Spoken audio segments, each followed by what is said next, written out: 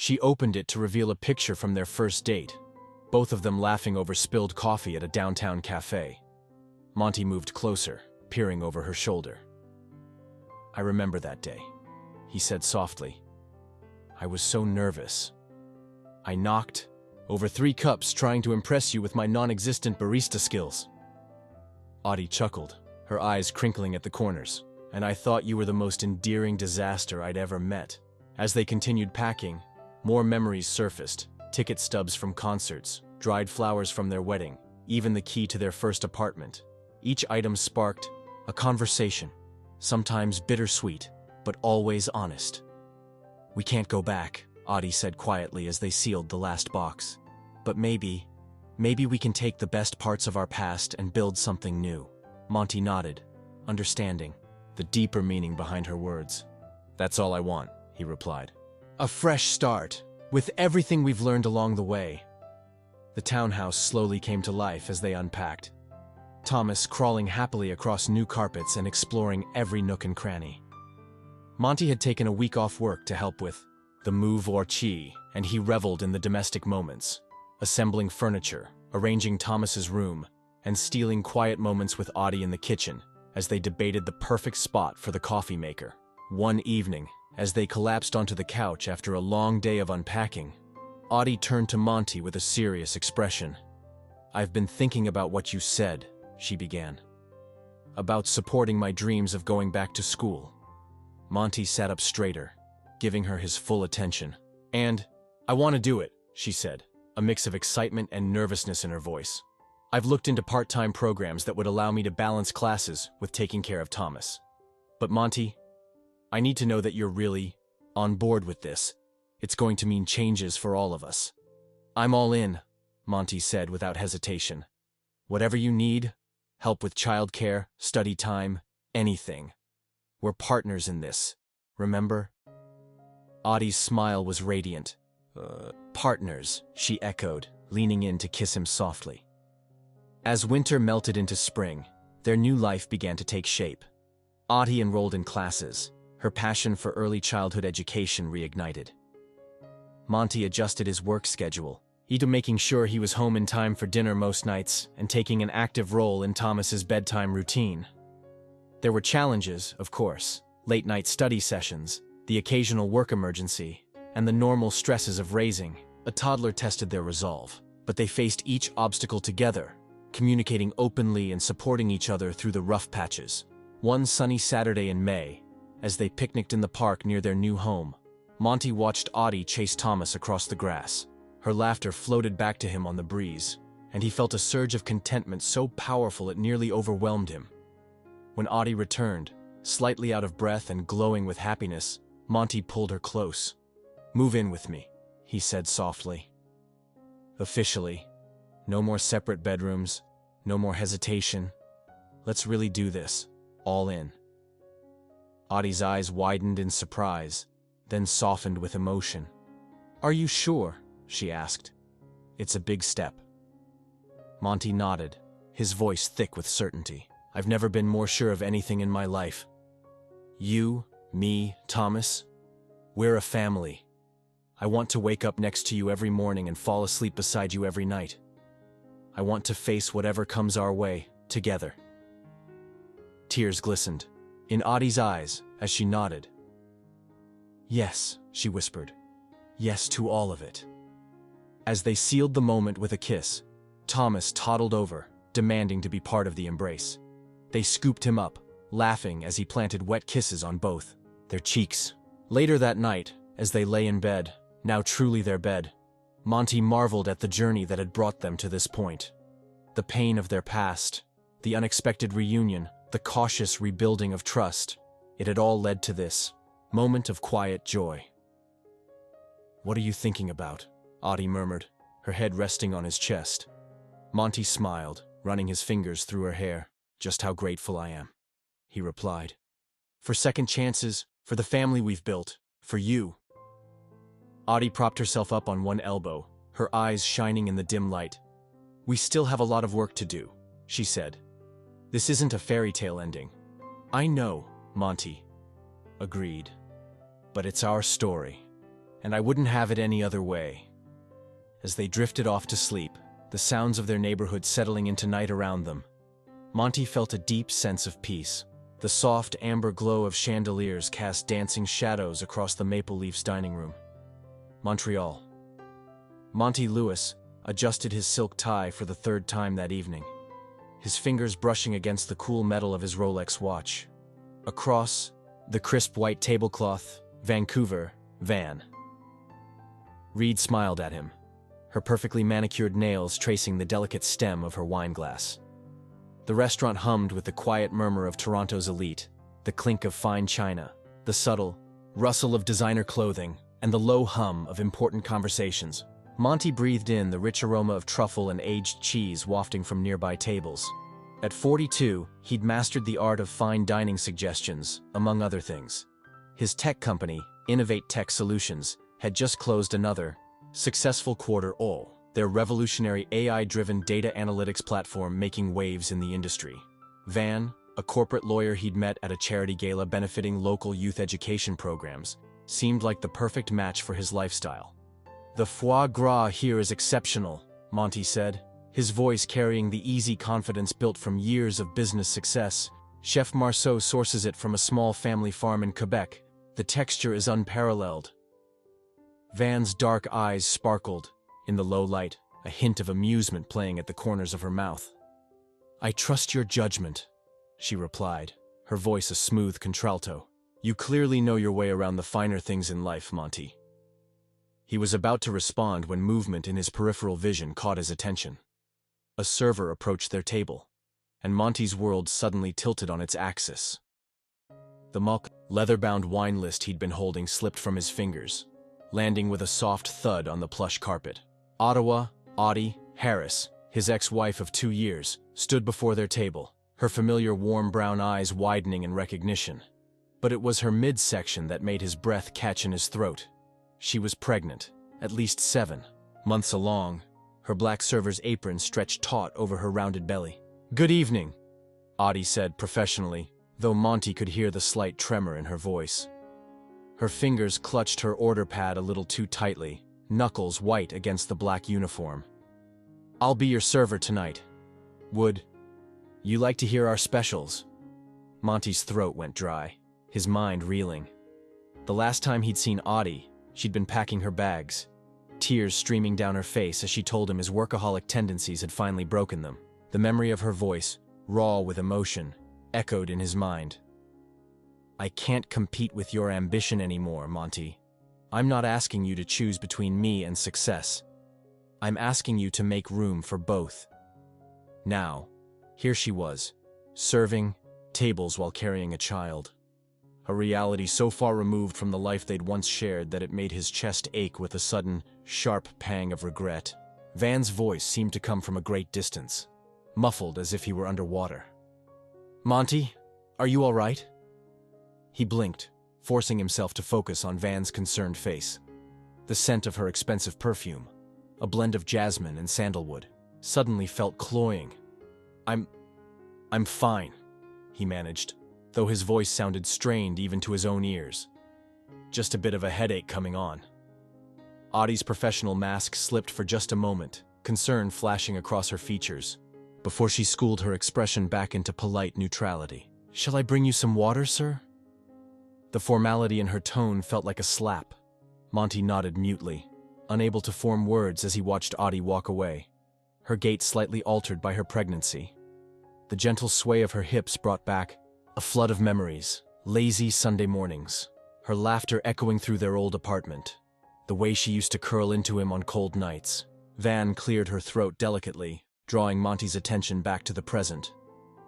"Do you know her?" she asked, her tone carefully neutral, but her eyes sharp and assessing. Monty took a deep breath, trying to steady himself. She's my ex-wife," he admitted, the words feeling heavy on his tongue. Van's perfectly shaped eyebrows rose slightly, a small crease forming between them. "I see," she said, her voice measured. "You never mentioned she worked here." "I didn't know," Monty replied, his mind still reeling. We haven't spoken in a long time." As Audie returned with a glass of ice water, Monty found himself studying her face. New lines had formed at the corners of her eyes, not quite wrinkles, but the beginnings of them. There was a weariness in her posture that hadn't been there before, but also a quiet strength. She placed the water in front of him without meeting his gaze. "Are you ready to order? Or do you need a few more minutes?" Audie asked, her voice professional but with an undercurrent of tension. Van smoothly took control of the situation, ordering for both of them with practiced ease. As Audie walked away, Monty found his eyes following her. 1,000 questions burning on the tip of his tongue. Who was the father? Was she happy?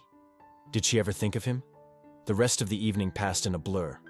Monty went through the motions of the date, laughing at Van's witty observations and making the right noises at the appropriate times. But his mind was elsewhere. With each glimpse of Audie moving through the restaurant, he felt a piece of his carefully constructed world begin to crumble.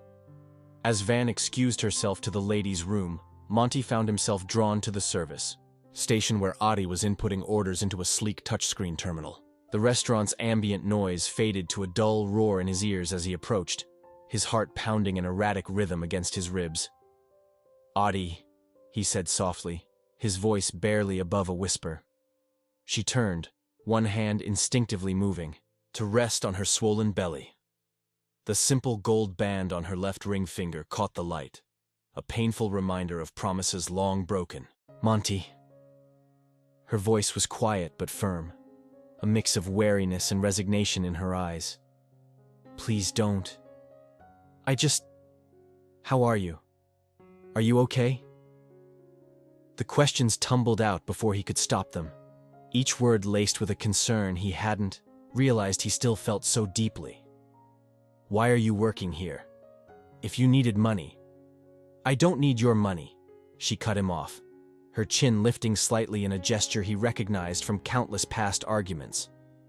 "I'm doing fine on my own." Monty glanced at her belly, then back to her face, taking in the dark circles under her eyes and the slight pallor of her skin. "But the baby is none of your concern," she finished, though her voice softened slightly. "I made my choices, Monty, just like you made yours." The weight of those words hit him like a physical blow, forcing the air from his lungs. Before he could respond, another server approached Audie with questions about a table's order, and she turned away, effectively dismissing him. As Monty walked back to his table, where Van was now seated again, scrolling through her phone, with a slight frown, he felt something shift inside him. The carefully constructed world he'd built since the divorce, the one full of business successes and surface-level relationships, suddenly felt hollow, like a beautifully wrapped gift with nothing inside. "Is everything all right?" Van asked as he sat down, her eyes searching his face. "You seem distracted." Monty forced a smile, reaching for his barely touched glass of Bordeaux. "Just a bit tired," he lied, the words tasting bitter on his tongue. "It's been a long week at the office." As they finished their meal, making small talk about upcoming charity events and the latest corporate mergers, Monty found his mind wandering. Memories of his life with Audie played like a bittersweet film reel in his head. 5 years earlier, they'd sat in this very restaurant, celebrating their 3rd wedding anniversary. Audie had worn a blue dress that matched her eyes, her laughter ringing out clear and bright as they talked about their future. Children, a house in the suburbs, weekend trips to the cottage by the lake. He remembered the way her eyes had lit up when she talked about starting a family, the gentle curve of her smile as she imagined their life together. "We'll have a big backyard," she'd said, her fingers intertwined with his across the table. "And a dog, one of those big, fluffy ones that thinks it's a lapdog." But then his startup had taken off, and one late night at the office had turned into hundreds. The dreams they'd shared over candlelight and fine wine had faded, replaced by the harsh glow of computer screens and the relentless pursuit of the next big deal. Audie's voice echoed in his mind, a conversation from the early days of their struggle. "I'm not asking you to give up your dreams, Monty. I'm asking you to remember that I'm part of them." He hadn't listened. Instead, he'd buried himself deeper in work, missing dinners, birthdays, and eventually, their marriage counseling sessions. The divorce papers had seemed like a formality by the end, just another contract to sign between meetings. As the evening wore on, Monty found himself stealing glances at Audie whenever she passed near their table. He noticed things he'd missed at first. The slight swell of her ankles. The way she occasionally pressed a hand to her lower back when she thought no one was looking. A surge of protectiveness washed over him, followed quickly by a wave of shame. He'd lost the right to care for her long ago. Van's voice cut through his reverie. "Monty, did you hear what I said?" He blinked, focusing on her face. "I'm sorry. What was that?" She sighed, a hint of irritation creeping into her tone. "I asked if you wanted to share a dessert, but maybe we should just call it a night. You clearly have a lot on your mind." Guilt washed over him. Van deserved better than his distracted company. "I'm sorry," he said, meaning it. "You're right. Let's get the check." As they waited for Audie to bring their bill, Monty found himself at a crossroads. The life he'd built since the divorce suddenly felt like a house of cards, ready to topple at the slightest breeze.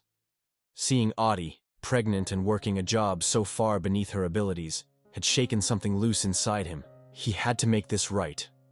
Somehow. But as he signed the check, pointedly avoiding Audie's gaze, he realized he had no idea where to start. The chasm between them seemed impossibly wide, filled with years of neglect and broken promises. As they left the restaurant, the cool night air a sharp contrast to the warm, perfumed atmosphere inside, Monty felt a sense of resolve settling over him. He didn't know how, but he would find a way to help Audie, to make amends for the pain he'd caused. Van's voice pulled him from his thoughts. "My place or yours?" she asked, her tone suggestive. Monty hesitated, the weight of the evening pressing down on him. I think I need to call it a night," he said finally. "Rain check?" The flash of disappointment in Van's eyes was quickly masked by a practiced smile. "Of course," she said smoothly. "Get some rest." As he watched her slide into a waiting taxi, Monty felt the first cracks forming in the facade of his carefully curated life. Something had to change. He just wasn't sure what that change would look like, or if he was ready to face it. The weeks following that fateful dinner passed in a blur of sleepless nights and distracted days for Monty. His normally razor-sharp focus at work wavered, his mind constantly drifting to thoughts of Audie and her unborn child. The image of her heavy with child and working long hours on her feet haunted him. One rainy Tuesday evening, Monty found himself driving past the Maple Leaf for the third time that week. The restaurant's warm glow spilled onto the wet pavement, a beacon in the gloomy twilight. Before he could talk himself out of it, he pulled into the parking lot, killing the engine of his Tesla and sitting in silence for a long moment. The restaurant was quieter on weeknights, lacking the buzzing energy of the weekend crowd. Monty slipped in, shaking raindrops from his coat, and made his way to the bar. From his perch on a high stool, he had a clear view of the dining room and of Audie, moving between tables with practiced efficiency. He nursed a glass of scotch, the smoky flavor doing little to calm his nerves. Audie hadn't noticed him yet, and he found himself studying her, noting the changes time and pregnancy had wrought. Her hair was shorter now, practical for her work, and there was a new determined set to her shoulders. Despite the physical strain of her job, she moved with a quiet grace, her hands gentle as she arranged plates and refilled water glasses. As the night wore on and the dinner crowd thinned, Monty saw his opportunity. Audie was at the service station, inputting an order, when he approached. The gentle tapping of her fingers on the touchscreen faltered as she sensed his presence. "Audie," he said softly, his heart racing. She turned, one hand instinctively moving to rest on her belly. "Monty." Her voice was quiet, tinged with wariness. "What are you doing here?" He swallowed hard, suddenly unsure of what to say. All the carefully rehearsed speeches he'd prepared on sleepless nights evaporated in the face of her direct gaze. I wanted to see how you were doing," he managed finally. Audie's eyes narrowed slightly. "I told you, I'm fine. I don't need your help." "I know," Monty finished for her. He ran a hand through his hair, a nervous habit from their early dating days. "That's not why I'm here. I can't stop thinking about you. About the baby." Something flickered in Audie's eyes. surprise maybe, or a hint of the connection they'd once shared, but it was quickly replaced by a guarded expression. "Monty, please, I'm working. I can't do this right now." "When can we talk?" The words tumbled out before he could stop them. "Please, Audie, just coffee or tea, if that's better for the baby. I just want to talk." Audie glanced around the restaurant, her shoulders tense. "I get off at 11, she said. Finally, her voice barely above a whisper. "There's a diner around the corner. Maggie's. I'll meet you there." Relief washed over Monty. "Thank you," he breathed.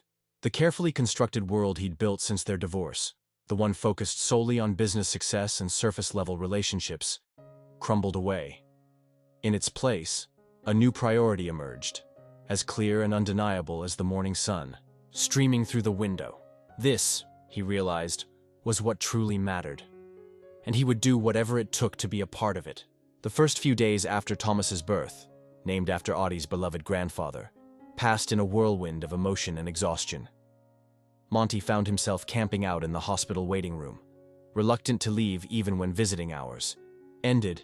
He brought Audie her favorite foods, ran errands for diapers and soft blankets, and spent hours simply watching Thomas sleep in the nursery, marveling at the tiny fingers and toes. On the third day, as Audie prepared to be discharged, the reality of their situation began to set in. Monty hovered anxiously as a nurse demonstrated how to properly secure Thomas in his car seat. "You don't have to do this, you know," Audie said softly, watching Monty fuss with the straps. "I can manage on my own." Monty looked up, meeting her tired but determined gaze. "I know you can," he replied, "but I want to help, if you'll let me." A moment of understanding passed between them, fragile as a soap bubble. Audie nodded, a small gesture that felt monumental. The drive to Audie's apartment was tense with unspoken words. Monty gripped the steering wheel tightly, hyper-aware of the precious cargo in the back seat. When they arrived, he insisted on carrying Thomas and the bags, following Audie up 3 flights of stairs to her small, tidy apartment. As Audie settled Thomas into his bassinet, a gift from her co-workers at the Maple Leaf, Monty took in the space. It was clean but cramped, with signs of hurried baby-proofing evident in the covered outlets and locked cabinets. A pang of guilt shot through him as he realized how much Audie had prepared for this moment alone. "Can I get you anything?" he asked, feeling suddenly awkward and out of place. "Water, tea." Audie sank onto the worn couch, exhaustion etched into every line of her face. "Just sit with me for a minute. I feel like I haven't stopped moving in days." Monty joined her, careful to maintain a respectful distance. They sat in companionable silence, broken only by Thomas's soft breathing from the bassinet. "Thank you," Audie said finally, her voice barely above a whisper. "For being there. For all of this." Monty's throat tightened with emotion. "Audie, I know I have no right to ask, but I want to be a part of this. Of Thomas's life. Of yours. If you'll let me." Audie was quiet for a long moment, her eyes fixed on the sleeping infant. When she spoke, her voice was measured. "I appreciate everything you've done, Monty, but we can't just pick up where we left off. Too much has happened." "I know," Monty said quickly. "I'm not asking for that. I want to be here, to help, in whatever way you're comfortable with." Audie nodded slowly. "We can start with that," she said. "But Monty, I need you to understand something. Thomas is my priority now. If you're going to be in our lives, it has to be for the long haul. No more workaholic disappearing acts." The weight of her words settled over him. A challenge and a promise rolled into one. "I understand," he said solemnly. "I'm all in, Audie. Whatever it takes." As if on cue, Thomas began to fuss. Audie moved to stand, but Monty gently placed a hand on her arm. "Let me," he said softly. "You rest." He approached the bassinet with trepidation, carefully lifting the tiny bundle. Thomas's cries softened as Monty cradled him, swaying gently. "Hey there, little guy," he murmured. "It's okay. I've got you." From the couch, Audie watched the scene unfold. a complex mix of emotions playing across her face. As Monty soothed Thomas back to sleep, she felt a glimmer of hope and a flicker of fear at the vulnerability of letting Monty back into their lives. The weeks that followed were a crash course in parenting for Monty. He threw himself into helping with night feedings, diaper changes, and the myriad tasks that came with caring for a newborn. His once immaculate penthouse became cluttered with baby supplies, and his designer suits were often accessorized with spit-up stains. At work, Monty delegated more responsibilities to his capable team, restructuring his schedule to allow for more time with Thomas and Audie. His newfound commitment to work-life balance raised eyebrows among his colleagues, but Monty found he cared less about their opinions with each passing day. One particularly challenging night, as Thomas wailed inconsolably at 3 a.m., Monty paced Audie's small living room, gently bouncing the fussy infant. Audie emerged from her bedroom, dark circles under her eyes. "I can take him," she offered, stifling a yawn. Monty shook his head. "You have work in the morning. I've got this." Audie hesitated, then nodded gratefully. As she turned to go back to bed, Monty spoke softly. "Audie, have you given any more thought to the apartment I mentioned, the one closer to the pediatrician?" She tensed, a familiar stubbornness creeping into her posture. "Monty, we've talked about this. I can't accept—" "It's not charity," he interrupted gently. "Think of it as an investment in Thomas's future, in our future, if you'll let it be."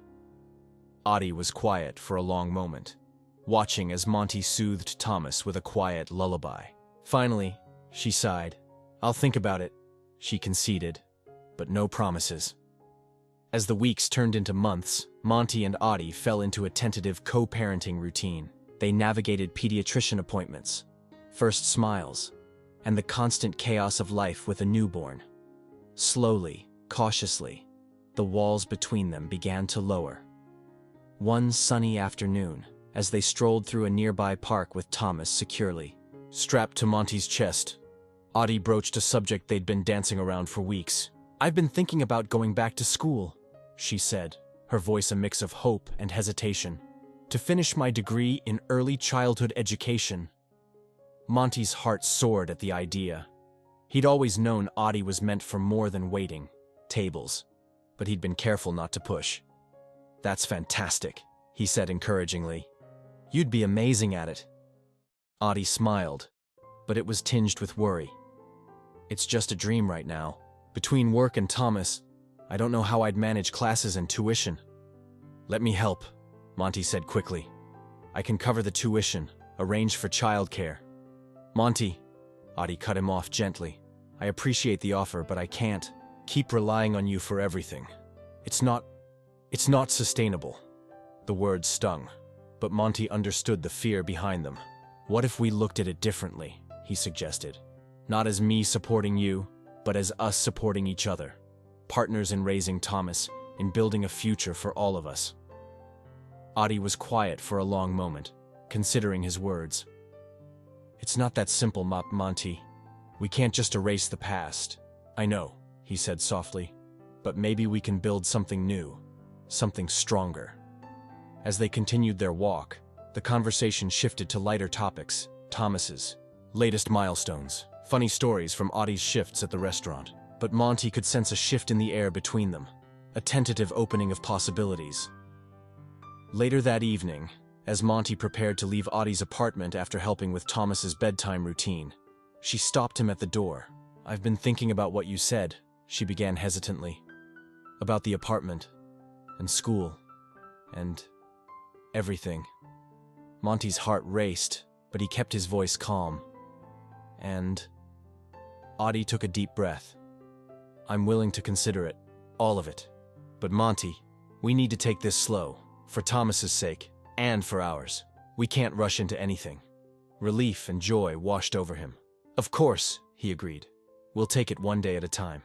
Whatever pace you're comfortable with." As he left the apartment that night, Monty felt a sense of hope he hadn't experienced in years. The road ahead would be challenging, he knew. Rebuilding trust, navigating co-parenting, and potentially rekindling their relationship would take time and effort. But as he thought of Thomas's toothless grin and Audie's cautious smile, Monty knew with absolute certainty it was worth every struggle.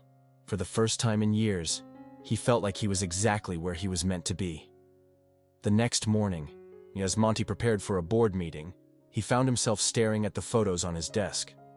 There was a new addition, a candid shot of Audie holding Thomas, both laughing at something off camera. It was a simple moment, but it held the promise of everything he now knew he wanted. With renewed purpose, Monty straightened his tie and headed into the meeting. He had plans to propose, not just for the company's future, but for a future that finally aligned his personal and professional lives. It wouldn't be easy, but as he thought of the family waiting for him, Monty knew he was ready for the challenge. As summer faded into autumn, Monty and Audie's relationship continued to evolve. They'd settled into a comfortable co-parenting routine, with Monty spending most evenings and weekends at Audie's apartment. Thomas, now 6 months old, was thriving under their shared care. One crisp October afternoon, as golden leaves swirled on the sidewalk outside, Monty arrived at Audie's place with a stack of papers tucked under his arm. Thomas gurgled happily from his playpen as Audie opened the door, her hair pulled back in a messy bun, a smudge of baby food on her cheek. "What's all this?" she asked, eyeing the papers as Monty set them on the kitchen counter. He took a deep breath, suddenly nervous. "I've been doing some research," he began, "about childcare options, preschools in the area, and, well, some ideas for our future." Audie's eyebrows rose, but she didn't interrupt. Monty continued, his words coming faster now. "I know we agreed to take things slow, and I respect that. But Audie, these past few months have shown me what really matters. I want to be here, fully present, for you and Thomas." He spread out the papers, brochures for top-rated daycares, information on family-friendly neighborhoods, even a few course catalogs from local universities. "I want to support your dreams of going back to school," he said softly. "And I want us to build a life together, whatever that looks like for us." Audie was quiet for a long moment, her fingers tracing the edge of a glossy daycare brochure. When she looked up, her eyes were shining with unshed tears. "Monty, it's overwhelming. In a good way, I think, but it's a lot to process." He nodded, understanding her hesitation. "I know. We don't have to decide anything right now. I just wanted you to see the possibilities." As if sensing the emotional weight of the moment, Thomas let out a happy squeal from his playpen. Audie laughed, the tension breaking. "Well, someone's excited about the idea," she said, moving, to scoop up their son. Monty watched as she cuddled Thomas close, pressing a kiss to his downy hair. The sight made his heart ache with longing, not just for Thomas, but for the family unit they were slowly rebuilding. "Why don't we talk about this over dinner?" Audie suggested, bouncing Thomas gently. "I think we both have a lot to say." Monty agreed, and they spent the evening cooking together, a simple pasta dish that had been a favorite in their married days. As Thomas dozed in his high chair, they talked openly about their fears, hopes, and the challenges ahead. "I'm scared," Audie admitted, twirling pasta around her fork. "I'm not just of getting hurt again, but of disrupting Thomas's life if things don't work out." Monty reached across the table, gently taking her free hand. "I understand," he said softly. "And I can't promise it will be perfect. But Audie, I've learned from my mistakes. I know now what truly matters, and I'm committed to making this work. For all of us." As the night wore on, they found themselves curled up on the couch, Thomas sleeping peacefully in his crib down the hall. The air between them felt charged with possibility. "Do you remember our first apartment?" Audie asked suddenly, a wistful smile playing at her lips. "That tiny place with the leaky faucet and the neighbor who played saxophone at 2 a.m.? Monty chuckled, the memory washing over him. "How could I forget? We were so broke, but so happy." "We were," Audie agreed, her voice soft. "I miss that sometimes. The simplicity of it all." Monty turned to face her, his expression serious. "We can have that again, Audie, not the broke part." he added with a grin. But the happiness, the partnership, I want to build that with you, if you'll have me. Audie was quiet for a long moment, her eyes searching his face. Then, slowly, she leaned in and pressed a soft kiss to his lips. It was gentle, tentative, but filled with promise. When she pulled back, her eyes were bright with unshed tears. "Okay," she whispered. "Let's do this. Together." The wave of emotion that washed over Monty was unlike anything he'd ever experienced. He pulled Audie close, breathing in the familiar scent of her shampoo mixed with baby powder. As they held each other, the world outside faded away, leaving only the promise of a future rebuilt on stronger foundations. The next few months were a whirlwind of change. With Audie's cautious agreement, they began the process of finding a new home, something that would accommodate their growing family and Audie's plans to return to school. They settled on a spacious townhouse in a quiet neighborhood, with excellent schools nearby and a small backyard perfect for Thomas's future adventures. Moving day arrived on a chilly February morning. Monty had hired professional movers, but he and Audie insisted on packing and unpacking the most important items themselves. As they worked side by side, carefully wrapping photo frames and sorting through years of accumulated memories, the weight of their shared history, both good and bad, hung in the air. "Look what I found," Audie called from the bedroom, emerging with a dusty photo album. The road ahead would have its bumps and detours, but he knew with absolute certainty that they would navigate it together, stronger for having been broken and rebuilt, and filled with hope for the chapters yet to come.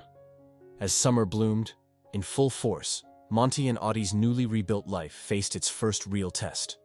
Audie's classes were becoming more demanding, and Monty's company was in the midst of a major expansion. The delicate balance they'd struck began to show signs of strain. One sweltering July evening, Monty arrived home late, his tie loosened and dark circles under his eyes. He found Audie at the kitchen table, surrounded by textbooks and half-eaten plates of takeout. "I'm so sorry," he began, guilt washing over him. The board meeting ran long, and then there was a crisis with the new software rollout. Audie held up a hand, her expression a mix of frustration and understanding. "It's okay, Monty. Thomas is already in bed. I handled it." The words hung heavy in the air between them. Monty sank into a chair, running a hand through his disheveled hair. "I promised I'd be here more," he said softly. "I'm failing again, aren't I?" Audie's face softened. She reached across the table, taking his hand. "You're not failing," she assured him. "But we need to talk about this. Really, talk." They spent the next few hours having an honest, sometimes painful conversation about their fears and expectations. Audie admitted feeling overwhelmed trying to balance school and motherhood, while Monty confessed to the pressure he felt to prove himself both at work and at home. "I'm terrified of slipping back into old habits," Monty admitted, his voice barely above a whisper, "of losing you and Thomas because I can't get my priorities straight." Audie squeezed his hand. "I'm scared too," she said, "that we're trying to have it all and spreading ourselves too thin. That Thomas will suffer because we're both so busy." As the night wore on, they began to formulate a plan. Monty would delegate more at work and set firm boundaries on his hours. Audie would look into additional childcare options to give her more study time. They committed to weekly family meetings to check in and adjust as needed. "We're in this together," Monty reminded her as they finally headed to bed, exhausted but feeling more united. "Whatever challenges come, we face them as a team." Audie nodded, curling into his embrace. "A team," she echoed sleepily. "I like the sound of that." The next few months were a period of adjustment and growth. There were missteps, missed deadlines, occasional arguments, moments of doubt. But there were also triumphs. Audie acing a difficult exam, Monty successfully launching a new product line while still making it home for dinner most nights, and Thomas taking his first wobbly steps across their living room floor. One crisp autumn afternoon as they walked through their neighborhood park, Thomas toddling between them holding their hands, Monty felt a sense of peace settle over him. It wasn't perfect. Life rarely was. But it was real and honest and theirs. "What are you smiling about?" Audie asked, noticing his expression. Monty gestured to the scene around them, the colorful leaves, the sound of Thomas's delighted giggles, the warmth of Audie's hand in his. "This," he said simply. "All of it. I never thought I'd have this again. And now I can't imagine my life any other way." Audie's answering smile was radiant. As they continued their walk, leaves crunching beneath their feet, Monty felt grateful for the struggles that had brought them to this moment. They were building something stronger than before, foundation by foundation, day by day. Time seemed to accelerate as their new life took shape. Thomas grew from a toddler to a curious preschooler, his personality blossoming with each passing day. Audie thrived in her studies, her passion for early childhood education growing alongside her confidence. Monty found a new balance at work, learning to delegate and prioritize in ways that allowed him to be fully present both in the office and at home. As Thomas's 5th birthday approached, Monty and Audie began planning a small celebration. One evening, as they sat at the kitchen table going over party details, Monty noticed Audie seemed distracted. "Everything okay?" he asked, reaching for her hand across the table. Audie took a deep breath, a mix of emotions playing across her face. "I've been offered an internship," she said, "at one of the top preschools in the city. It's an amazing opportunity. But, Monty prompted gently. "It would mean cutting back my hours at the restaurant even more," Audie explained. "And we'd need to adjust our schedules again. I don't want to disrupt everything we've built." Monty squeezed her hand, his heart swelling with pride and love. "Audie, this is incredible news. We'll make it work, just like we always do. Your dreams are just as important as mine." Tears glistened in Audie's eyes as she smiled. "Well, I was hoping you'd say that." The next few weeks were a whirlwind of preparation, not just for Thomas's birthday, but for the changes coming to their family routine. They sat Thomas down and explained that Mommy would be starting a new job helping other kids learn and grow. "Like my teachers at preschool?" Thomas asked, his eyes wide with curiosity. "Exactly like that," Audie replied, pulling him into a hug. "And it means Daddy might be picking you up some days instead of me. Is that okay?" Thomas nodded enthusiastically. "Can we get ice cream on those days?" Monty laughed, ruffling his son's hair. "We'll see, buddy. Maybe as a special treat sometimes." The day of Thomas's birthday party arrived, a sunny Saturday filled with laughter, games, and an impressive dinosaur-shaped cake that Audie had insisted on making herself. As they watched Thomas play with his friends, Monty slipped an arm around Audie's waist. "Remember his first birthday?" he asked softly. "When we were still figuring everything out?" Audie leaned into him, nodding. "We've come so far since then."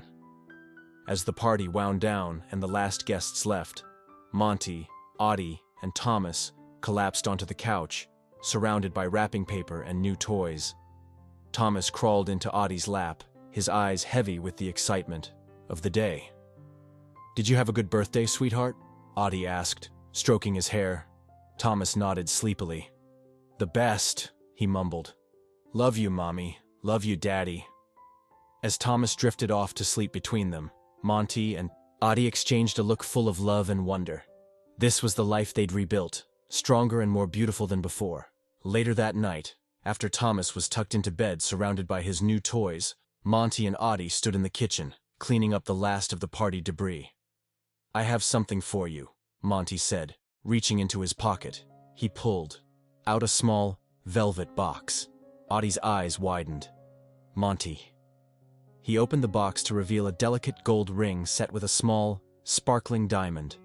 "It's not an engagement ring," he explained quickly. "Not unless you want it to be. It's a promise ring, a symbol of everything we've been through and everything we're building together." Tears spilled down Audie's cheeks as she took the ring, slipping it onto her finger. It fit perfectly. "It's beautiful," she whispered. Monty cupped her face gently, wiping away her tears with his thumbs. "I love you, Audie. More now than ever before. Whatever the future holds, I want to face it with you." Audie's answer came in the form of a kiss, deep and full of promise. When they finally parted, both slightly breathless, she rested her forehead against his. "I love you too," she said softly.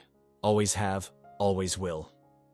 As they finished cleaning up, stealing kisses and sharing quiet laughter, Monty felt a sense of completion. The journey hadn't been easy, but every struggle, every moment of doubt had led them here, to a love deeper and more resilient than he'd ever thought possible. The Maple Leaf restaurant looked exactly the same, its warm glow spilling onto the sidewalk as Monty and Audie approached, hand in hand. Thomas, now 10 years old, bounded ahead of them, his excitement palpable. "Do you think Marcus will remember me?" he asked, practically bouncing on his toes. Audie laughed, reaching out to smooth down his unruly hair. "Of course he will, sweetheart. You're pretty unforgettable." As they entered the restaurant, a wave of nostalgia washed over Monty.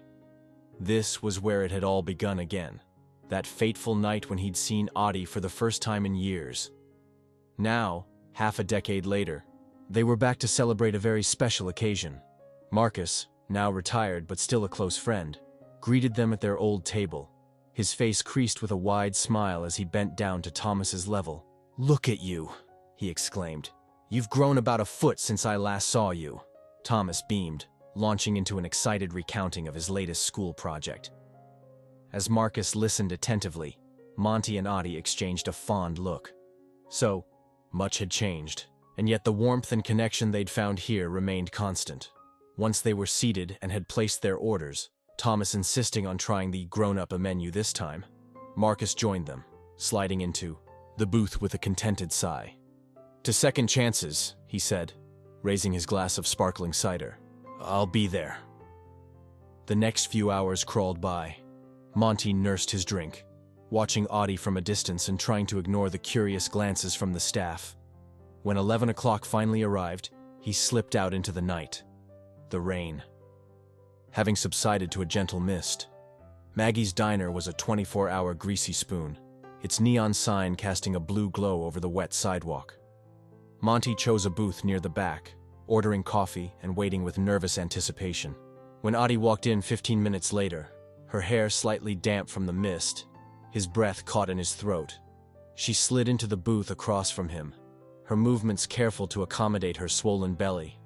Up close, Monty could see the fatigue etched into her features, the slight puffiness around her eyes that spoke of long hours and restless nights. "You look tired," he said softly, concern coloring his voice. Audie's lips twitched in a humorless smile. "Pregnancy and waitressing will do that to you." An awkward silence fell between them, heavy with unspoken words and shared history. The waitress, a middle-aged woman with kind eyes, approached their table. "What can I get you, hun?" she asked Audie. "Chamomile tea, please," Audie replied. "And maybe some apple pie?" Monty couldn't help but smile. Audie's sweet tooth had always been legendary.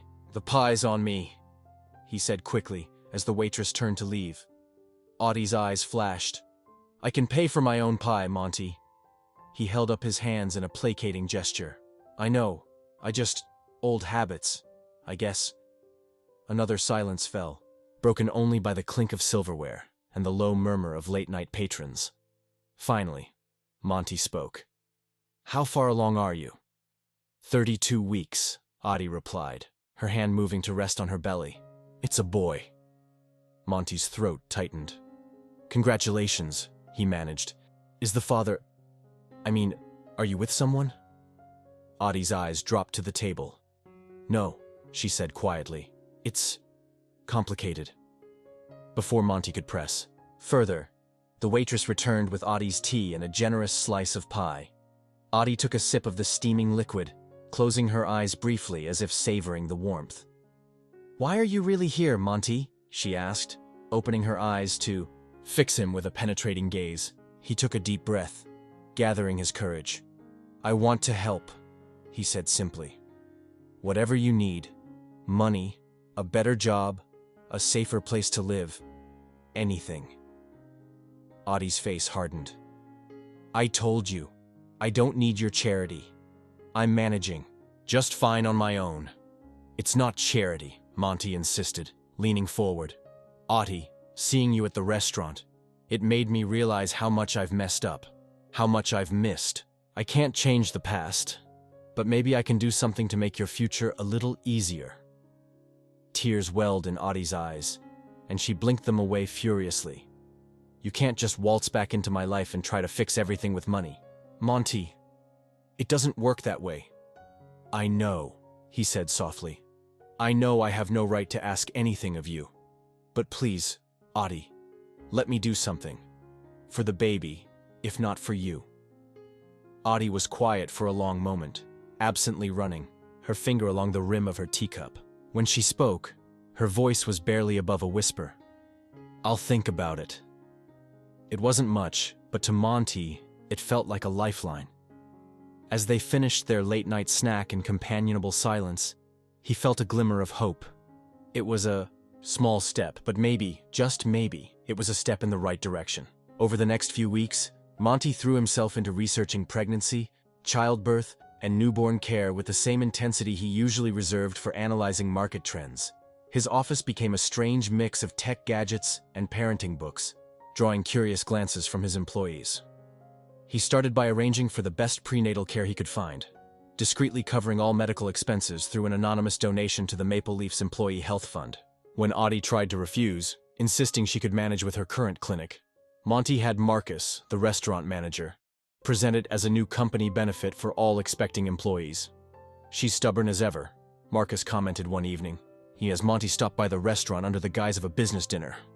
But she's accepted the medical care. I think she knows it's best for the baby. Monty nodded, relief washing over him. How is she doing? Really? Marcus's weathered face softened. She's tough, that one. Never complains, even when her feet are swollen from standing all day. But I worry about her, especially as she gets closer to her due date. The image of Audie struggling through long shifts with swollen ankles made Monty's chest ache. He arranged for a meal delivery service, again presented as part of the Maple Leaf Employee Wellness Program, to bring healthy, pregnancy-friendly meals to her apartment. When she tried to refuse, citing budget concerns, he had the cost covered anonymously. Meanwhile, Monty's personal life was in turmoil. Van grew increasingly frustrated with his distraction and canceled plans. You missed our dinner with the Thompson clients last night, she said during a tense lunch, at their usual upscale cafe.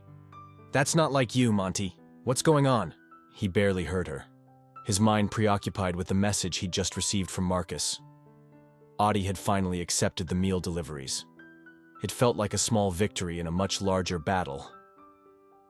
I'm sorry, he said, forcing himself to focus on Van. Work has been complicated lately. I've had a lot on my mind. Van's perfectly manicured nails tapped an irritated rhythm on the table. It's more than that. You've been distant for weeks, ever since. Her eyes widened, with sudden understanding. It's her, isn't it? Your ex-wife. Monty's silence was answer enough. Van's face hardened, hurt and anger flashing in her eyes. I see, she said, her voice clipped. I think we both know where this is going, Monty. I won't compete with a ghost from your past. As she gathered her things to leave, Monty felt a pang of guilt. Van deserved better than his half-hearted attention. But as he watched her walk away, he realized that the relief he felt outweighed any sadness at their relationship's end. His new mission consumed him. He pored over research on safe housing for single mothers, quietly putting out feelers for suitable apartments near good schools and pediatricians. He consulted with HR about creating a more comprehensive maternity leave policy for the Maple Leaf, using his connections to ensure it would be implemented without raising suspicion. One rainy afternoon, as Monty was leaving a meeting with a child safety expert about the best car seats on the market, his phone buzzed with a message from Marcus. Audie's water broke at work. Toronto General Hospital. The world seemed to tilt on its axis. Without explanation, Monty grabbed his coat and rushed out, leaving his bewildered board members mid-presentation. The hospital was across town, a journey that usually took 30 minutes in Toronto's notorious traffic. Monty made it in 20, his heart pounding a frantic rhythm against his ribs. When he arrived, soaking wet from the rain and slightly out of breath, he found Marcus in the waiting room. The older man's face was creased with concern, but there was a hint of knowing in his eyes as he regarded Monty. "She's been asking for you," Marcus said quietly, "though she'd probably deny it if you told her I said that." Monty's throat tightened with emotion. Is it okay if I go in?" Marcus nodded, gesturing towards the delivery ward. "Room 305. Go on, son. She needs someone in there with her." Taking a deep breath to steady himself, Monty made his way down the sterile hospital corridor. The sounds of monitors beeping and muffled voices grew louder as he approached room 305. He hesitated for a moment outside the door, his hand hovering over the handle. What right did he have to be here? After everything that had happened between them, all the pain he'd caused. Why would Audie want him by her side in this moment? Before he could second-guess himself further, a pained cry from inside the room spurred him into action. He pushed open the door, his heart in his throat. Audie was in the midst of a contraction, her face flushed and hair plastered to her forehead with sweat. When their eyes met, he expected anger or resentment. Instead, he saw relief flood her features. "Monty," she breathed, reaching out a hand. "You're here." He was at her side in an instant, taking her hand in his. "I'm here," he said simply, his voice thick with emotion. "Whatever you need." As another contraction hit, Audie squeezed his hand so hard he thought the bones might crack, but Monty didn't flinch, didn't pull away. He stayed rooted to the spot, offering words of encouragement and support as Audie battled through the pain. Hours passed in a blur of doctors, instructions, Audie's determined efforts, and Monty's unwavering presence. As dawn broke, painting the hospital room in soft, golden light, a new sound filled the air, the strong, healthy cry of a newborn baby boy. "He's perfect," Audie whispered, tears streaming down her face as she held her son for the first time. Monty stood nearby, his heart so full it felt like it might burst. As he watched Audie cradle the tiny, red-faced infant, Monty felt something shift inside him. And to family, in all its beautiful, complicated forms. They clinked glasses, the sound ringing out like a bell of celebration. As they ate and talked, sharing stories and laughter, Monty found himself marveling at the journey that had brought them to this moment. Audie was now the director of curriculum at a prestigious preschool, her innovative approaches to early childhood education gaining recognition across the city. Monty had restructured his company, focusing on sustainable tech solutions and maintaining a healthy work-life balance that allowed him to be fully present for his family. And Thomas, their bright, curious, kind-hearted boy, was thriving. He'd inherited Audie's compassion and Monty's drive, a combination that made them both immensely proud. As the evening wore on, Audie excused herself to use the restroom. When she returned, her eyes were shining with unshed tears. "Everything okay?"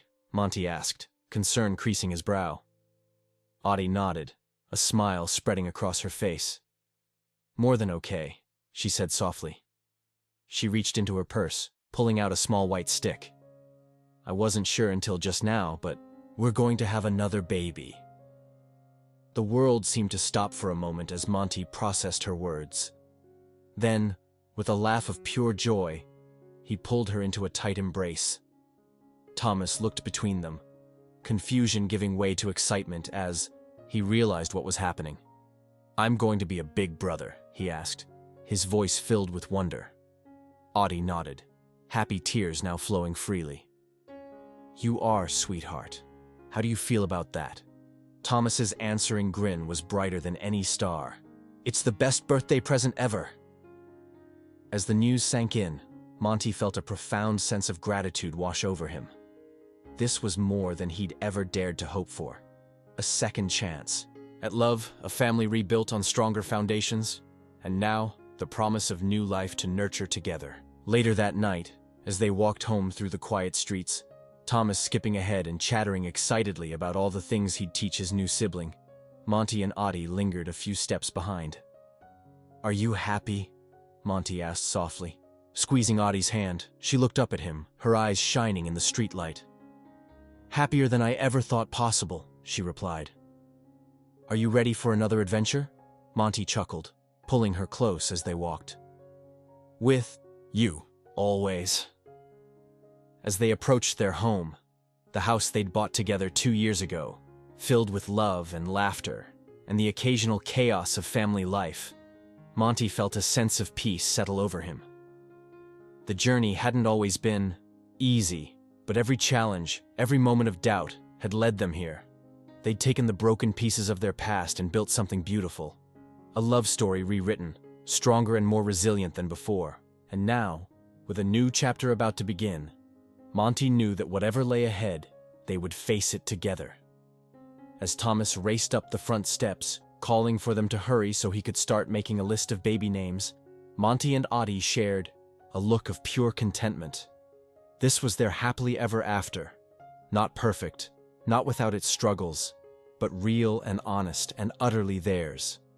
Hand in hand, they stepped into their home and into their future, ready for whatever adventures awaited their ever-growing family. What did you think of the story?